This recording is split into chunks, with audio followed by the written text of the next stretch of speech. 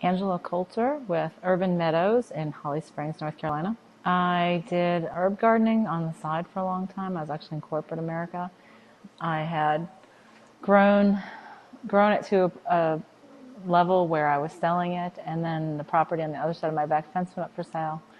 We bought the property, and I wrote a business plan and left my day job in early 2006.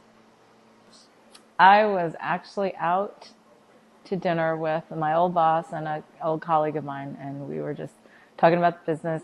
We were just kicking around names, and we started playing on the urban thing because when I first bought my house in the late 90s, it was sort of out in the middle of nowhere.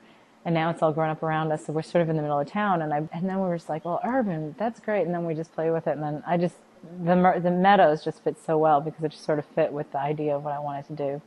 Growing the herbs was basically a stress release for me since I was in corporate marketing, and I was in a very high stress kind of position, getting migraines a lot, wherever I started using herbs as an alternative therapy, and then I started growing them myself. I got a small 8x10 greenhouse in my backyard, and then I started growing my own, and then I had too much, and then I started giving away, and then I started selling them to people, and I was really sort of getting tired of the commuting and the grind and the stress and the politics, and so I had started thinking about doing this, and there are actually a bunch of books out there on how to start an herb business and stuff. I started reading those. The property on the other side of the back fence went up for sale, and I talked to my husband. I was like, yeah, I think we should buy it. I started writing the business plan, and we started working on it, and we built the first commercial greenhouse in 2005, and it was just something different and new, and I really feel happier when I'm doing it than when I was in the office. So really enjoyed it. My husband actually grew up on a farm in Minnesota. I had absolutely no growing background whatsoever. I had come from Long Island, New York, and that's about as far away from agriculture as you can get. I'd make pestos when I cut back my herbs when they started flowering and stuff because I felt bad like even throwing them on the compost pile. So I would make pestos, and then I do also a lot of classes, and somebody asked me to do a class on doing pesto, and I did some research and found out you can do a whole bunch of different kinds.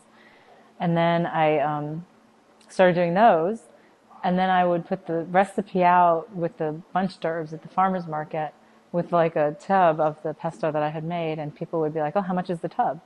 And so I'd be like, no, I have the recipe here and the fresh cut herbs, and you just have to get the ingredients. And they're like, oh, I don't want to make it. And so then, my second stream of revenue started right there. And actually in the heat of the summer when people aren't planting anymore, I actually sell more pesto than I do with plants and stuff.